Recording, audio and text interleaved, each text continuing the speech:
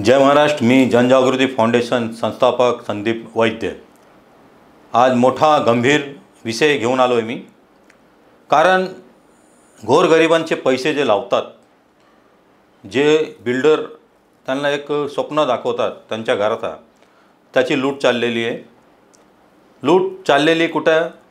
Riddhi Siddhi park, कालेर काशल गाव भिवंडी इथं MMRDचा land आहे।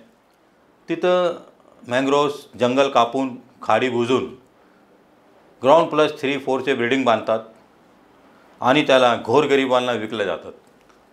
व्हिडिओ बनवायचं कारण आणि मला बाईट द्यायचं कारण फक्त एवढंच आहे, जसं 6,500 लोक आता हायकोर्टाच्या आदेशाने कल्याण झाला, भिवंडी झाला, पालघर झाला, त्यांना तोडण्यात आला, ते घरात बेघर झाले। असंच प्रकरण भिवंडी रिद्धी सिद्धी पार्कमध्ये कालेर काशल गाव होऊ शकतो, होणारच आहे। कारण त्या प्रोजेक्टवर किती एलिगेशन झाले, किती तक्रार झाले, काही त्याच्या रिप्लाय येत नाही। आणि यांनी असं दिसून येत आहे MMRD याच्यामध्ये कुठंतरी लिप्त आहे।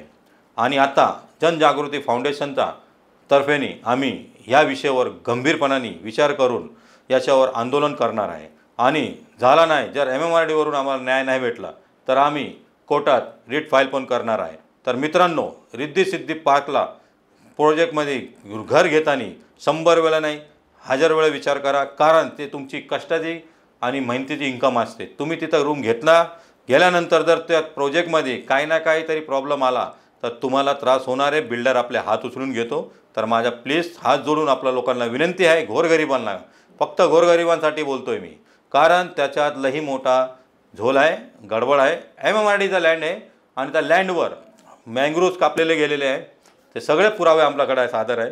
आणि जर आम्ही कोर्टात गेलो तर उद्या उठून गोरगरिबांचं नुकसान नाही व्हायला पाहिजे। त्यामुळे मी एक बाईट दिली आहे CN न्यूजला, आणि अजून मी मीडिया बाईट देणार आहे आणि पेपर लीक करणार आहे। कारण मी लोकांना, माझी संघटना जनजागृती फाउंडेशन आहे म्हणून मी लोकांना जागृत करत आहे।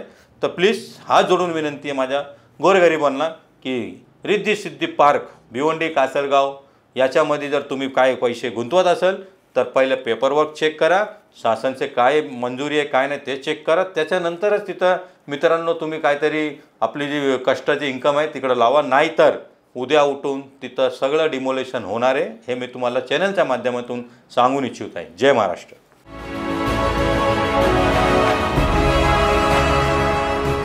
CEN न्यूज, देश प्रदेश की ताजा तरीन खबरों के लिए CEN न्यूज को सब्सक्राइब करें और रहें पल पल की खबर से हर पल बाखबर।